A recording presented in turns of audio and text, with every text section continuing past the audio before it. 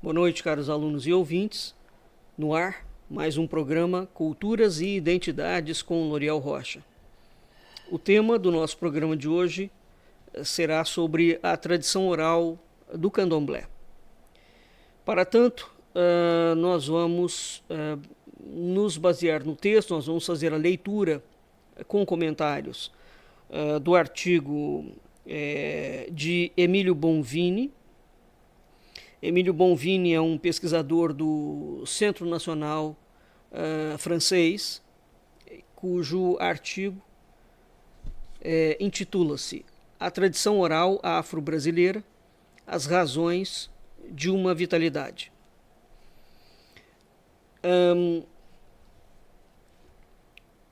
O candomblé tem uma característica. Quando se fala em tradição oral afro-brasileira, significa uma tradição oral que foi construída a partir do Brasil, né?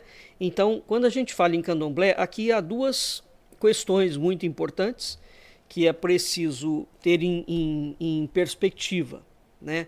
Uma delas é o seguinte: o candomblé é um sistema, né? A cosmologia africana, ou a chamada cosmogonia africana, ela está diretamente conectada a uma visão de natureza.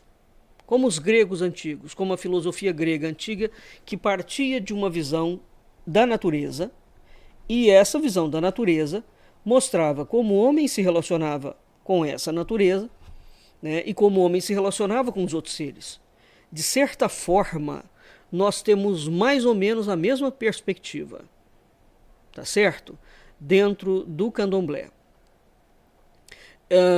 Nós temos uma visão de mundo, né, que é uma cosmogonia que parte da natureza. Os orixás são natureza. Os orixás são elementos vivos. Tá? Um orixá não é um espírito, ele é uma força da natureza. E essa visão é uma visão muito interessante, porque o candomblé, enquanto religião, ele não partilha, evidentemente, da concepção de um Deus unitário, né? Como no cristianismo, por exemplo. Mas há uma multiplicidade de aspectos, ou há vários deuses, e, na verdade, esses vários deuses são a expressão de um único Criador. É uma história diferente. Mas o que eu quero ressaltar aqui é a importância que a ideia de natureza e que a ideia das plantas, dos rios, das águas, né, da alimentação vai representar dentro desse sistema, né? O que nós temos? O mundo inteiro tem tradição oral. Todos os povos, todas as culturas têm tradições orais. Essas tradições asseguram a conservação da história dos costumes de um povo, né? Qual seria a tradição oral cristã, por exemplo? Qual seria a tradição oral indígena, né? Qual seria a tradição oral grega? Qual seria a tradição oral chinesa? Este nosso programa, essas aulas do Culturas e Identidades, são aulas exclusivamente sobre tradição oral, são aulas sobre cultura simbólica e são aulas sobre símbolo, né? Então, nós estamos dentro desse procedimento. Os negros vieram para a África através de um processo, vieram para o Brasil, através de um processo de diáspora, né? Essa diáspora, portanto, ela deu-se em razão de processos comerciais e bélicos. A África internamente tinha uma conjuntura de disputa tribal, né? Aqueles vencidos de guerra eram tornados escravos, esses escravos eram vendidos, né? Então tinha empórios dentro da própria costa africana que faziam a venda desses escravos, né? Então a Europa inteira, o mundo inteiro comercializou esses vencidos de guerra, digamos assim, e houve a migração para as Américas. A escravidão, seja ela preta, branca, muçulmana, africana, né, judaica, a escravidão é um processo de guerra e de conquista que existe desde que o mundo é mundo. Isso não aconteceu só na África, né? Mas quando nós vamos trazer este contexto para as Américas, é preciso entender o contexto que acontecia lá, é preciso entender como funcionava a coroa portuguesa, as chamadas estruturas de feitoria, né, nesse sentido, e é preciso entender como era o processo comercial dentro da própria estrutura da coroa portuguesa. Bem, mas então, os índios, os africanos vieram em condições de diáspora, né? Eram diferentes. Naquela altura, a África não tinha, digamos, países unificados, você tem nações, você tem tribos. Então, o que vai acontecer? Quando você entra em guerra, quando essas tribos entravam em guerra, a hora que esses escravos, esse espólio de guerra, não é? Porque, na verdade, é disso que se trata, é um espólio de guerra humano. Na hora que esse espólio de guerra era levado para determinados lugares, você trazia e reunia essas pessoas, e elas eram pessoas de diferentes nações, de diferentes localidades. Então, quando se pensa nessa situação, essa gente era embarcada, né, em condições subhumanas dentro dos navios e eram trazidos forçadamente para um outro território.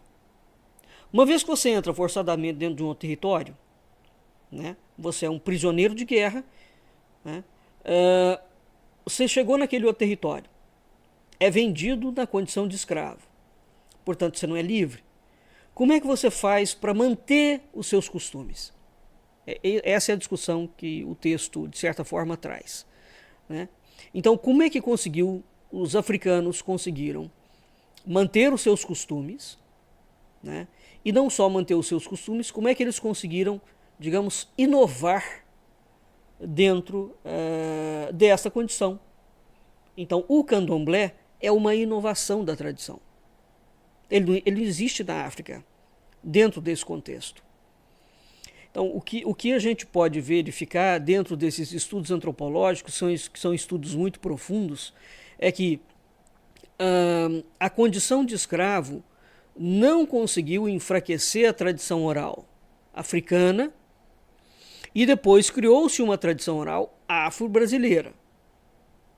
Por meio dessa tradição, os negros preservaram a sua identidade, afirmaram a sua dignidade, né? E de um modo muito forte. De um modo muito forte. Né? É tão forte que, se a gente fizer uma comparação com o componente do gentio, do índio brasileiro, os índios conseguiram manter muito pouco da sua tradição dentro de um contexto, né? Eles mantêm a tradição isoladamente. No caso da estrutura africana, houve uma luta interna, e é isso que é muito bacana, né, de reafirmação desses povos. Porque eles moram em fazendas, eles foram tirados do seu contexto, como os índios. Mas ali dentro das fazendas, eles estabeleceram enclaves de resistência. Isso é muito bacana. Enclaves de resistência, né? Vamos imaginar qualquer prisioneiro de guerra, em qualquer momento da história. Você foi pego como prisioneiro, você está dentro, é vendido como escravo. Como é que você mantém a sua cultura? Ou você vai absorver a cultura de quem está te dominando, e você vai abrir mão da sua, né? Ou você vai criar um processo de fortalecimento interior, tem que se falar desse modo, para você conseguir sobreviver, né? Bem, o texto vai falar, é um texto muito interessante, porque ele coloca, primeiro que é um francês escrevendo, os franceses, o europeu sempre escreve de uma forma muito mais profunda do que o brasileiro, né? Sobretudo a França, que teve muitos estudos relacionados à África, porque a França também teve colônia africana, né?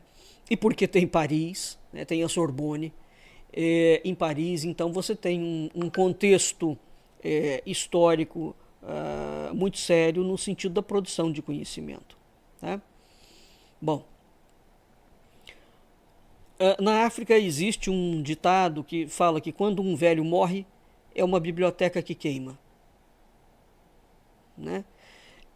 Os velhos são, assim como no Extremo Oriente, uma biblioteca viva. Isso nos dá o seguinte entendimento: os velhos são uma fonte importante da manutenção da tradição oral. A tradição oral é toda a tradição que você passa de boca a ouvido, em que você mantém os hábitos, os costumes, as danças, a culinária. Você tem sempre alguém sábio, mais velho, que detém um certo tipo de conhecimento, e aquele conhecimento é transmitido, né? É transmitido. Então, essa transmissão, ela é feita através das culturas, ela é feita de modo familiar. Então, quando você fala em nação, ou quando você fala em tribo, cada tribo tem a sua tradição específica. É por isso que a gente consegue separar uma tribo da outra. Se a gente pensar no esquema muçulmano até hoje, o muçulmano, o Islão, é tribal. E é nisso que advém a força do Islão, né? Maomé, nesse aspecto, ele foi muito sábio. Ele não desmontou a estrutura tribal do Islão, ele manteve. Então, o Islão ele trabalha com uma característica esotérica, é preciso entender aqui o sentido que eu estou colocando a palavra, e uma característica exotérica. Ou seja, ele tem um conhecimento de dentro da tribo, que ele preserva e ele não abre, e ele tem um conhecimento comum, exotérico, que ele compartilha com outras tribos. E é por isso que o Islão é difícil de vencer. Exatamente porque ele conseguiu manter aquilo que a coroa portuguesa também manteve, que chamava as leis de usos e costumes de cada povo, né, de cada localidade. Então, se você for na região do Alentejo, uma região específica, aquela região moravam várias tribos ali dentro, na época dos lusitanos, né, na época do Império Romano, e essas tribos tinham funcionamentos interiores. Os romanos, na medida do possível, de certa forma, não mexiam muito nisso, né? Mas eles não tiveram a sabedoria que depois o primeiro rei de Portugal, Dom Afonso Henriques, terá. Então, uma das razões da longevidade portuguesa, no sentido de unificação, é por conta dessa manutenção entre esses dois processos distintos, ou seja, o exotérico e o esotérico. Essas palavras aqui não têm relação com o esoterismo, tá? Aqui eu estou dizendo esotérico no sentido de mais dentro, né? Segundo a desinência verbal grega, e exotérico como aquilo que está mais fora, tá? Bem, então os africanos tinham isso, tá claro? Os africanos têm também o próprio esquema tribal, indica que eles têm um funcionamento que oscila entre o exotérico e o esotérico, não como o Islã funciona. Tá? Porque o que Maomé fez? Maomé conseguiu unificar essas diferentes linguagens interiores e exteriores. Então o Islã é um grande corpo, digamos, regimental, mas ele permite que cada nação individualmente, né, cada tribo individualmente tenha a sua própria regência. Isso não acontece com a África negra, tá claro? Quando eles vêm para o Brasil, então isso é a África dentro da África. Quando esses negros são trazidos para o Brasil, o candomblé é, portanto, o surgimento de um tipo de conhecimento que faz um esforço de coleta entre indivíduos de diferentes tribos. É isso que eu acho que foi absolutamente formidável, né? Um esforço de coleta. Então eles criam aqui no Brasil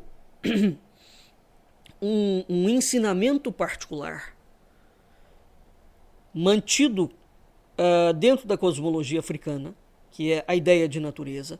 Então esse ensinamento ele é material, ele é psicológico, ele é espiritual, né? Ele é fundado num sentimento de unidade, né? Isso faz com que a palavra ali dentro desses núcleos, a ideia de palavra, tenha uma força incontornável. Então, a tradição oral africana, ela não se limita a contos, a lendas, a narrativas místicas, a histórias, né? Ela é isto e ela é muito mais do que isso. Dentro da tradição oral africana, nós temos os conservadores dessa tradição e os transmissores qualificados dessa transmissão, como os índios, tá claro? A tradição oral é uma grande escola da vida. Ela envolve todos os aspectos. Ela é ciência, ela é conhecimento, ela é ciência da natureza, ela é religião, ela é iniciação a uma profissão, ela é gastronomia, ela é história, ela é divertimento, ela é recreação. Tudo isso gira no entorno de um pilar central, de uma coluna central, que é esta relação dos orixás e da natureza. Os orixás e a natureza são uma única coisa. Tá? A partir desta visão, você tem o homem colocado dentro dessa totalidade. Então você tem um tipo de homem particular, quando a gente pensa em África, que é um homem conectado com a natureza. Isso é o que molda a alma africana. Toda tradição é uma tradição viva, evidentemente. Né? Porque se ela não fosse viva, ela se perde. Ela já está morta, ela não tem quem perpetue, quem continue. Então, apesar de ter havido a diáspora, no Brasil conseguiu se manter uma tradição viva, né? E ela é viva porque ela existe para a vida e a sobrevivência daquele grupo que a continua. E ela é viva também na medida em que ela consegue fazer com que todos os seus membros participem dessa experiência comunitária e que eles sobrevivam, né, e assegurem a continuidade desta comunidade e desta participação desta comunidade na sociedade. Então, o estudo da escravidão, ele abre para além dessas demandas rasas das ideologias, sejam de direita ou de esquerda. Ele abre um estudo de antropologia, de ontologia, né, de filosofia, que é uma coisa muito profunda, muito bonita de se entender. Né? Como é que essa gente conseguiu, num contexto de diáspora, manter a sua cultura, tá? Num ambiente inóspito. Tá? Veja, vamos fazer aqui um paralelo com o africano americano nos Estados Unidos. Nos Estados Unidos a gente não tem candomblé, por exemplo. Né? Na América Central a gente conseguiu manter alguma coisa próxima ao candomblé, a uma tradição oral. Né? Os negros americanos, por outros processos, evidentemente, mas eles ficaram muito mais aculturados, se eu puder falar dessa forma. Eles foram mais absorvidos pela mentalidade europeia. Né? Então, a gente tem um processo de resistência na América Central e na América Latina, vamos dizer dessa forma, no sentido da manutenção de uma tradição. Né? Evidentemente que as coroas inglesa e portuguesa não têm similar, no sentido de como tratar o escravizado. São tratamentos completamente distintos. Né? Então, o contexto da oralidade é sempre a troca direta da palavra. É a palavra que permite a transferência da experiência por meio do grupo, a vida desse grupo, a sobrevivência desse grupo. Né? A tradição oral, evidentemente, ela tem que ter essas palavras, elas têm que estar organizadas. Elas têm que ter uma lógica.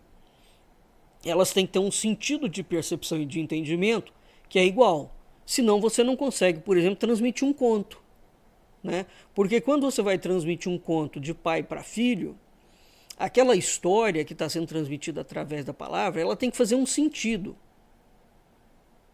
Tá?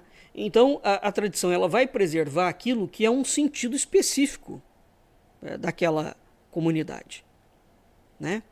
Então, essas palavras são especializadas na transferência de um conhecimento que atravessa o espaço e o tempo. Então, quando você tem uma tradição oral, né? Ou seja, quando você tem uma palavra verdadeiramente tradicional, a palavra tradição, num sentido latino, no étimo latino, ela significa aquilo que transmite, né? Aquilo que transfere. O que você transmite? Você transmite conhecimento, mas você também transmite a experiência do grupo. Então a tradição oral é a trajetória da vida em grupo. Ela é uma experiência coletiva. Né? A tradição ela só se dá e se mantém por um ato de comunidade. É impossível você ter uma tradição de uma única pessoa. E a tradição oral iniciática? É um sentido de comunidade de igual forma. Você tem o mestre precisa de um discípulo. E aquele discípulo, quando aprende aquele conhecimento, ele vai para o mundo, ele vai para o público, levar aquela palavra. Né? Então, o que houve no Brasil? Esta comunidade que foi trazida para cá, ela criou uma dinâmica profunda dentro da diáspora, os escravos. Né? Aqui entra um outro componente muito interessante e ao mesmo tempo muito sofrido, não é? Muito triste, que é o seguinte: na verdadeira tradição oral, ela é transmitida pelos mais velhos, pelos mais sábios. Ora, uma vez que você captura um escravo, nos escravos não haviam velhos. Você não captura escravo velho. Né? Você não vai vender o velho, porque ele não é força de trabalho, digamos assim. Então, quando eles são trazidos para o Brasil, aqui a gente tem uma primeira dificuldade e, ao mesmo tempo, a visualização de um grande esforço coletivo. E pessoal, porque eles estavam desligados das suas famílias e, apesar desse desligamento, eles conseguiram construir uma outra comunidade. É formidável isso. Né? Então você tem uma palavra tradição, essa tradição significa uma transferência. Então aqueles indivíduos que vieram, mesmo não contando com os seus velhos, com as suas bibliotecas vivas, que são aqueles que asseguravam a vida e a sobrevivência da cultura africana, mesmo nesta condição, não havia uma comunidade pré-constituída. Né? Era, ao contrário, uma comunidade de desgraça, uma comunidade de indivíduos dissociados dos seus pares, das suas famílias, da sua forma de vida, né? E tratados como sub-raça, sub-humanos. Então, no Brasil, vida e sobrevivência, num sentido de uma tradição oral africana, não tinham o mesmo significado. Então, vida e sobrevivência, quando a gente fala tradição oral na África, é uma coisa. A tradição oral em contexto de diáspora é outra. Diáspora escravizada. Então, vida e sobrevivência aqui, essa gente encontrou muitas dificuldades. Você tem o escravo negro, surrado, acorrentado, condenado à escravidão. Isso é um fato, não tem como negar isto. Aí você fala, mas como é que essa tradição se manteve? Né? Então, essa tradição, de certa forma, ela é desviada, porque ela não é... A gente tem duas tradições hoje no Brasil, ainda hoje, que sobrevivem. Nós temos uma tradição africana, que conseguiu se manter, e nós temos uma tradição afro-brasileira. Essa tradição afro-brasileira, ou luso-afro-brasileira, como queiram, é a tradição que foi construída dentro do Brasil. tá claro? Aonde ela foi construída a partir de uma vida e de uma sobrevivência e de um meio ambiente completamente diferente. Porque o africano ele tem árvores específicas, ele tem folhas específicas, ele tem um meio ambiente. O sujeito vinha transladado, ele tem uma comida diferente. Quando ele vinha na condição de escravizado, se ele não trouxesse sementes, por exemplo, para ele plantar, de onde veio o quiabo, de onde veio o jiló, se lá ele comia quiabo, como é que ele vai comer quiabo aqui se não tinha quiabo aqui? Então vamos dizer que há uma migração, entre outras coisas, de semente, né, africanas aqui dentro. Mas e quando eles chegavam aqui, e aquela planta que eles cultuavam lá não tinha similar aqui? Embora o Brasil seja um país tropical como a África, né? O que se fazia? Em termos de botânica, né, você vai procurar uma assimilação mágica ou sagrada dentro do contexto religioso por analogia. Então eles vão buscar aquela planta que tem uma característica mais próxima daquela que eles tinham. E aqui no Brasil, eles vão ter um contato imenso e profundamente rico com os indígenas, que têm um conhecimento relativo à natureza, que é uma das coisas mais monumentais que existem. E também os portugueses, quando os portugueses, portanto, levam para a Europa as contribuições desses dois universos, né, dessas duas cosmologias, quer dizer, a cosmologia africana e a cosmologia indígena, a Europa é invadida com um universo de conhecimento que veio sim das Américas. Tá certo? Bem, então, ficou claro isso? Quer dizer, quando a gente fala em tradição oral na África, ela tem um contexto, né? A tradição oral africana que surgiu dentro do Brasil, ela é diferente. Essa tradição, ela é constituída de palavras organizadas. Portanto, você tem fórmulas, você tem rituais, rezas, cantos, contos, provérbios, adivinhações, né? Elas criam a partir disso uma roupa específica, uma comida específica, uma forma de organizar o terreiro, uma forma de se relacionar com as pessoas, uma forma de tomar banho.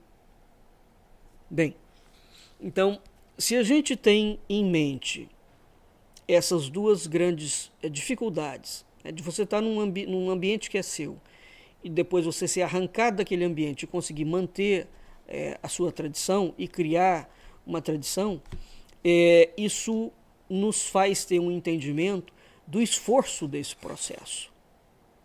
Tá? Bem, na África, existem certos especialistas da tradição oral. Eles são chamados de Akalô. Tá? O Akalô é uma enciclopédia viva. É ele que descreve a memória do seu povo e relata sempre com as mesmas palavras, com os mesmos gestos, com a mesma voz, com a mesma música, com a mesma cadência, aquilo que lhe foi transmitido pelos mais velhos a outros Akalôs. Então aqui você tem uma linhagem de Akalô. Tá? No candomblé, nós encontramos esses homens de memória muito prodigiosa. Né? Eles são educados desde a infância como se eles tivessem nascido na África, falando a língua paterna, conhecendo os mistérios do feticismo. Eles são iniciados. Esses homens são raros, mas eles existem. Você vai falar, ele é o Babalorixá? Não, ele é o Akalô. Ele é hoje em dia está cada vez mais raro. Tá? Quem vai fazer uma coleta muito importante a respeito disso vai ser o Souza Carneiro. Né? Tanto no que diz respeito à tradição oral dos Yorubas, quanto aos contos Banto. Né?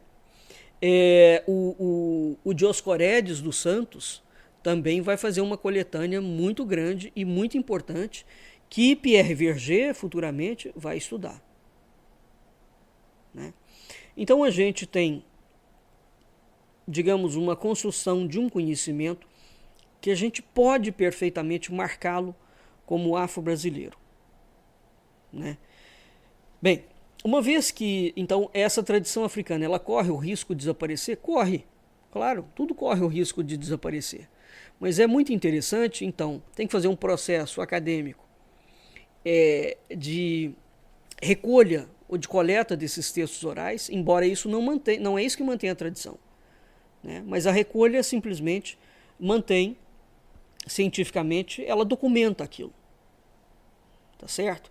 Agora, a tradição oral no Brasil, ela tem um processo de vontade individual e coletiva muito forte, muito forte, né?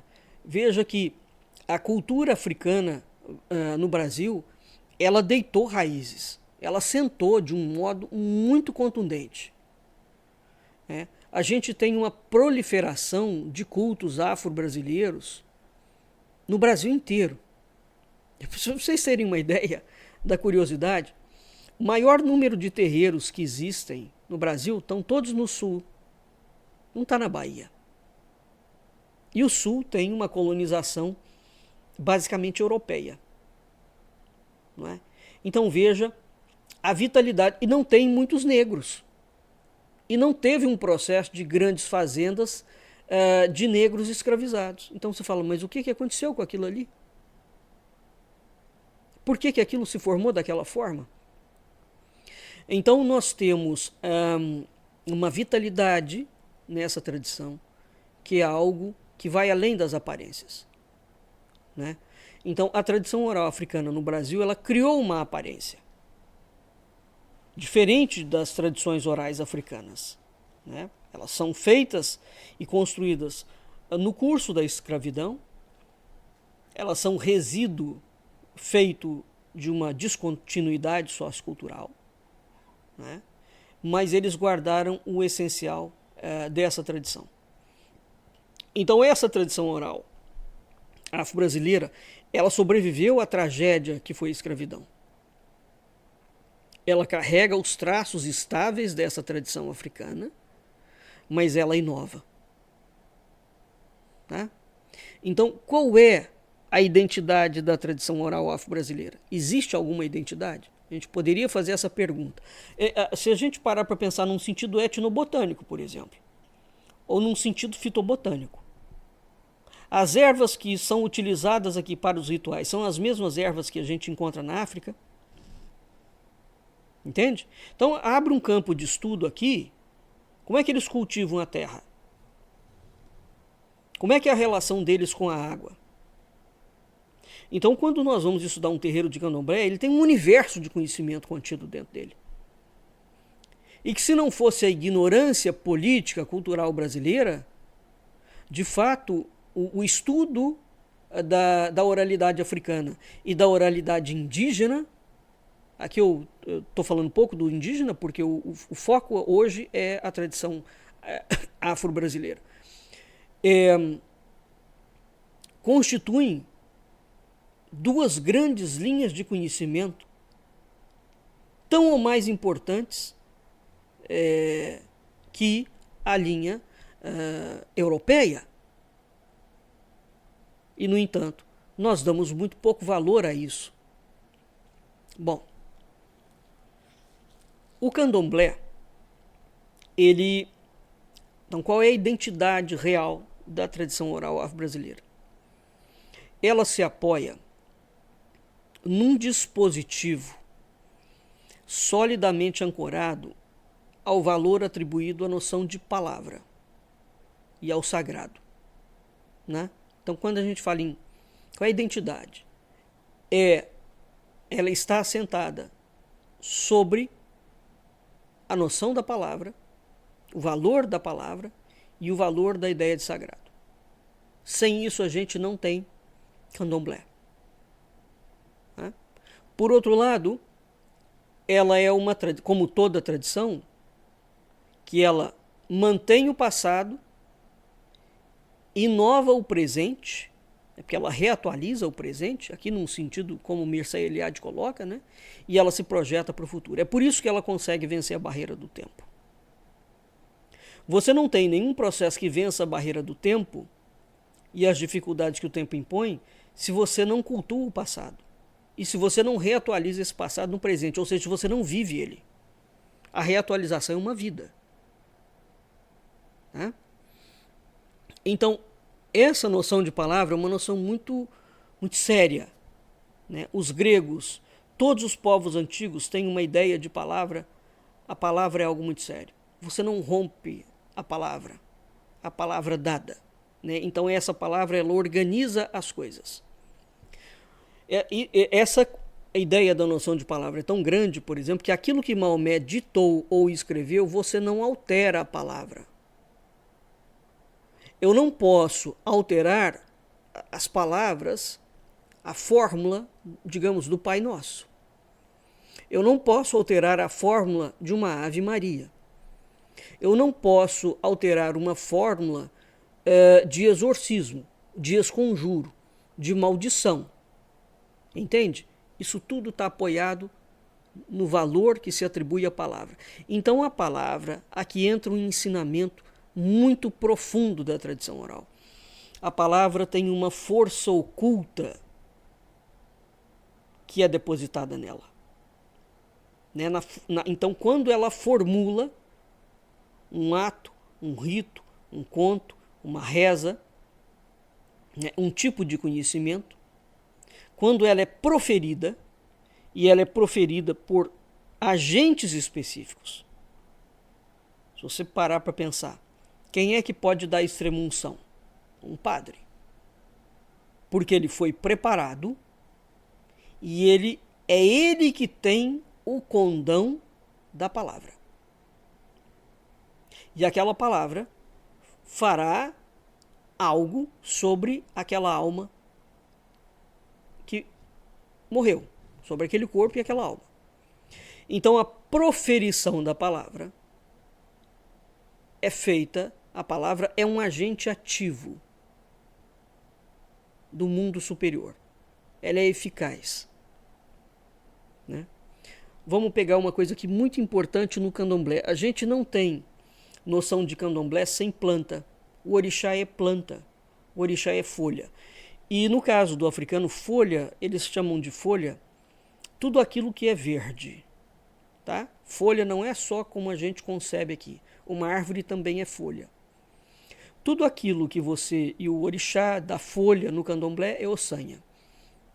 O orixá masculino. Tudo aquilo... toda folha que você vai pegar no candomblé, então cada orixá ele tem uma planta específica. Ele tem uma cor específica. Ele tem uma comida específica. Ele tem um animal que você especificamente que é cultuado a ele, que é entregado a ele. Né? Ele tem uma dança específica, ele tem um cântico específico. Os deuses gregos também tinham algo semelhante. Né?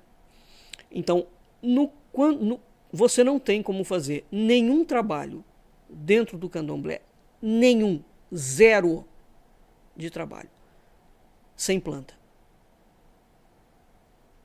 Tá? Então, a planta, o mundo vegetal, o candomblé, é uma religião da árvore. É uma árvore da vida. Você não faz nada sem a planta. Rigorosamente nada. Você fala, eu vou tirar a planta do terreiro. Bom, isso, você não tem mais a noção da africanidade aqui. Então, é essa cosmovisão do contato contínuo com a natureza e das forças da natureza. Olha, isso é algo tão sério, que quando você pensa, por exemplo, nas medicinas e nas alquimias e nas espagírias, quando você pensa em Paracelso, né, que criou todo um processo científico e espiritual de catalogação das plantas e de formulação de princípios e de entendimento dos princípios espirituais das plantas, o candomblé tem tudo isso também. tá? Então é muito interessante a ignorância ocidental em alguns aspectos, porque eles estudam Paracelso, mas eles acham ou consideram que aquilo que se processa dentro do terreiro de Candomblé é algo diferente do que Paracelso fazia. Não é não. Nem um pouco. Né? Então o terreiro é uma comunidade viva. Né? E é uma comunidade, é uma grande igreja.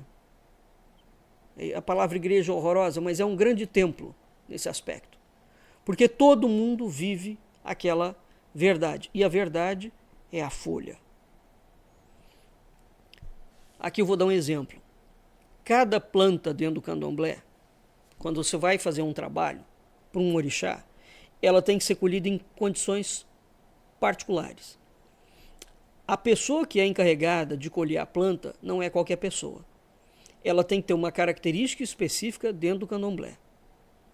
E o corpo dela tem que estar limpo, ou seja, entre outras coisas, ela não pode ter tido relações sexuais na noite anterior. Então essa pessoa, ela penetra na mata, e antes dela penetrar na mata, ela cumprimenta a divindade masculina das folhas, que é o Sanha, com palavras apropriadas. Em seguida, dentro da mata, ela se abstém de pronunciar o nome de certas folhas, porque essas folhas, segundo o conhecimento deles, poderiam se esconder, e seria impossível colher as folhas. O que esconde? Esconde o princípio essencial da folha. Não é que ela desaparece. As horas de colheita das plantas, inclusive, vamos dizer que eu vou fazer um trabalho para Iemanjá. Iemanjá tem várias plantas que são dedicadas a ela. As horas de colheita das plantas de Iemanjá, né, são diferentes, como para qualquer orixá. Então isso significa que às vezes você precisa de vários dias para colher as plantas que são de um único orixá. E cada folha é cumprimentada com palavras rituais especiais que tornam essas folhas sagradas. Então, quando elas são levadas para a feitura ou para fazer o ritual, né, ela já foi colhida de uma forma ritualística, e no ritual o babalorixá ou a ielorixá, né, que é o pai da casa, é o zelador da casa, é a zeladora da casa, eles ainda acrescentam mais palavra em cima disso. E aí, em virtude dessas palavras, que essas folhas têm força. Trocando em miúdos, aquele que está habilitado a colher e a lidar com a planta, a palavra dele tem um poder. Sem essa palavra, essas folhas não têm efeito. Tá certo?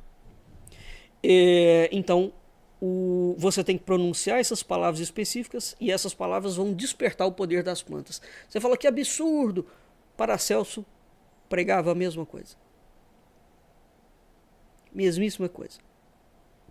Todos os povos da antiguidade que tinham uma visão espiritual do mundo agem da mesma forma. Então é o verbo, né, que transmite a passagem do profano ao sagrado. A planta está ali, ela está, digamos, não está imantada do sagrado, você tem o rito e a colheita, então você faz a passagem do sagrado ao profano. O Mircea Eliade explica muito bem isso. Né? Então o som da palavra e veiculado através da boca, não é? É importantíssimo. Então é por isso que na iniciação você tem a abertura para a palavra. Isso é um ponto. A ideia do sagrado. Ora, o sagrado antecede o religioso. O sagrado não é extraído a partir do religioso, tá? É o inverso. A religião retira os seus fundamentos a partir da ideia de sagrado. Então você pode ter a ideia de sagrado independentemente de qualquer religião. Aliás, eu não preciso de ter religião para ter noção de sagrado. Por exemplo, o budismo não é uma religião, mas ele tem uma visão de sagrado. né? Os índios brasileiros não têm uma religião, mas eles têm noção de sagrado. Os gregos não tinham religião, mas eles têm noção de sagrado. Os filósofos gregos. Então, o sagrado é aquilo que antecede e dá valor ao religioso. Então, quando esse sagrado manifesta-se, é inserido na tradição, no universo religioso, ele cria uma estrutura específica, né? Então, no caso do candomblé, você tem um diálogo entre o homem e o universo luminoso. Tá certo? O sagrado, normalmente, ele tem uma estrutura, ele tem um conteúdo e ele tem um símbolo, né? Você vê isso através dos contos, através dos cantos, através das fórmulas emblema. Você tem isso através do formato e da confecção da própria culinária, né? Do formato e da concepção da vestimenta, das roupas, né? Você tem isso no processo, no jogo, né? Que é o jogo de Ifá, que é o jogo dos búzios, no processo de adivinhação interior dos terreiros. Tá claro? Enfim. Esse ensinamento do sagrado, ele envolve um conjunto de textos ligados a inúmeras atividades ritualísticas, que são invocações, saudações a diferentes divindades, nomes, emblemas, cânticos, lendas. Descreve a vida desses iniciados, né? Você tem, portanto, uma ciência da iniciação, porque o terreiro, o candomblé, é também uma religião de iniciação, cujo objetivo final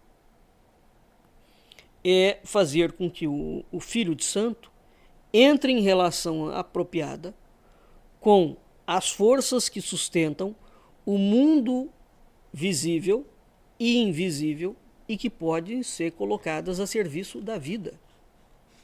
Então faz parte da lógica interna do candomblé, né, dentro da tradição oral, um sentido prático. Você é iniciado no mistério do orixá, do seu orixá. Tem 3 orixás por cada cabeça. Você é iniciado no mistério desses orixás. Esse mistério te ensina a entrar em contato com a natureza, né? E é esta relação que você estabelece de si consigo mesmo, de si com a natureza, que vai nortear a vida do terreiro e a própria vida do indivíduo, né? Então vejam que esses 2 pilares da tradição oral afro-brasileira, que é a palavra, né, e a noção de sagrado, foram agentes poderosos de manutenção e de inovação, né? É claro, no Brasil tudo foram flores? De jeito nenhum. Claro que não. Você tem muitos cultos afro-brasileiros, porque eles são autônomos, né? Eles têm uma tradição própria, embora exista um conhecimento geral, como no Islã, lembra o que eu falei? Mas você tem muitos cultos que são concorrentes entre si. Pais de santo que são antagônicos a um outro pai de santo. Isso faz parte da lógica interna do próprio funcionamento dessas 2 palavras que eu citei anteriormente, que é o funcionamento da ideia de esotérico e exotérico. Os gregos entendiam isso muitíssimo bem. Muitíssimo bem. Por exemplo, na Academia de Platão, né, e mesmo entre Aristóteles, você tinha um tipo de conhecimento que não tem nada a ver com o gnosticismo barato desse movimento New Age, quando se fala em esotérico, no sentido grego de tradição oral, né?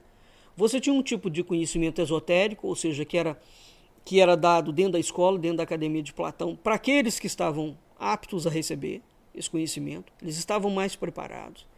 E você tem um outro conhecimento mais geral, que é um conhecimento exotérico, Então, os povos antigamente discerniam isso.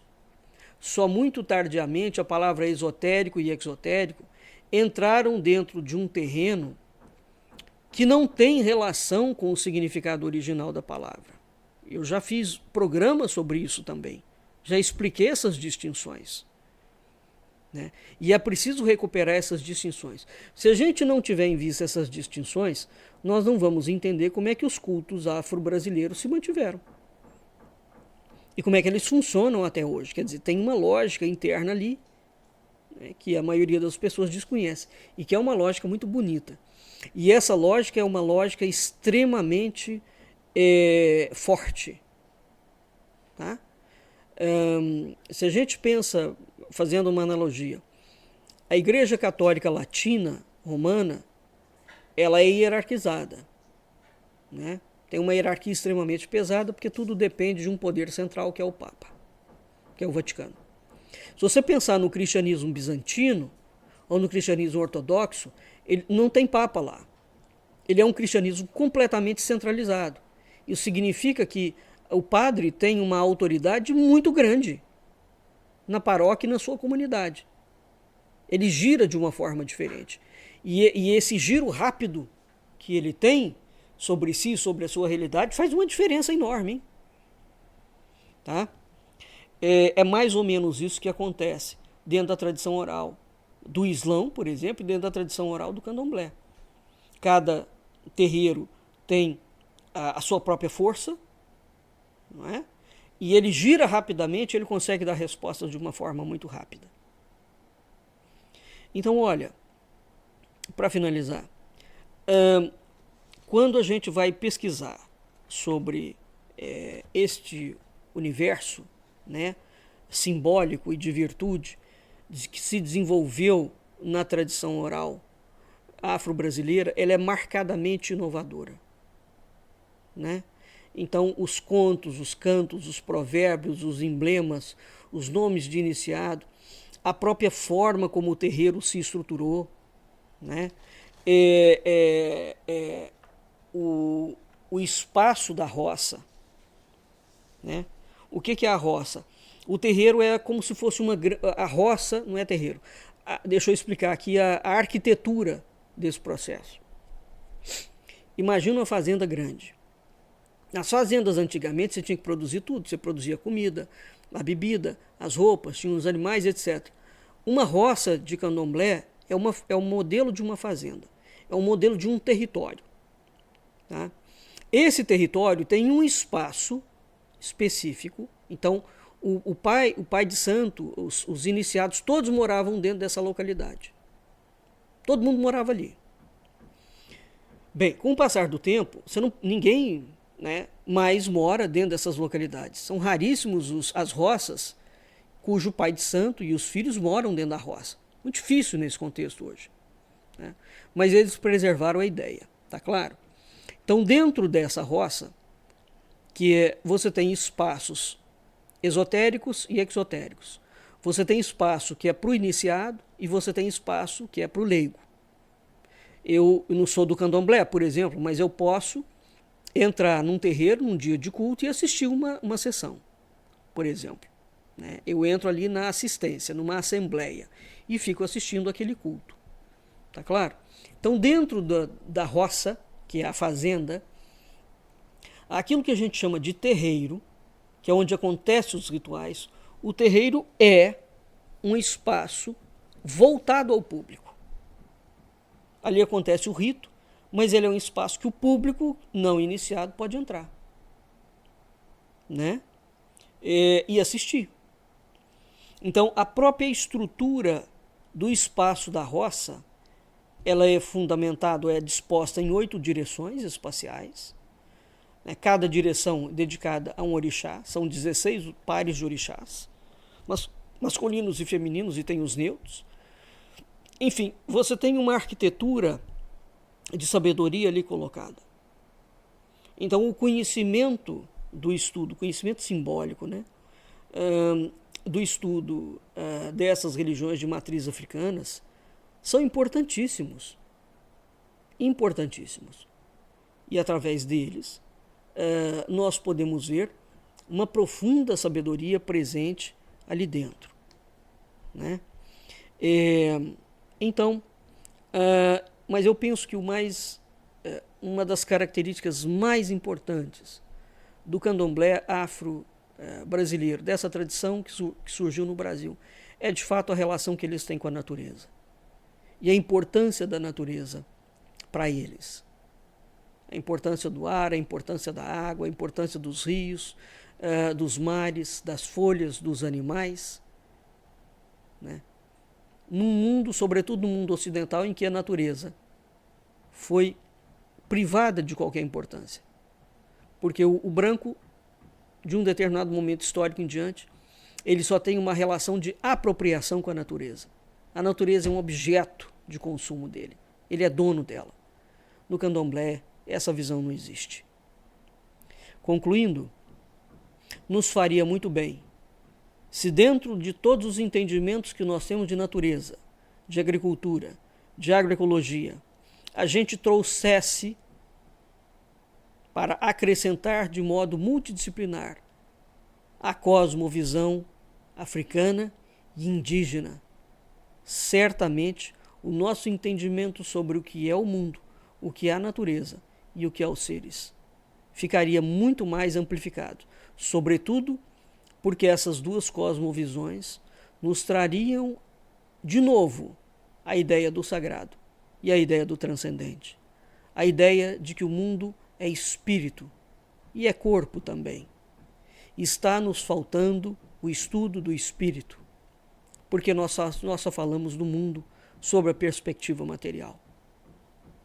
Então, uma das grandes contribuições desse povo que veio em diáspora reside exatamente na manutenção, através do sangue da própria carne, de que a ideia do sagrado não se pode abrir mão dela.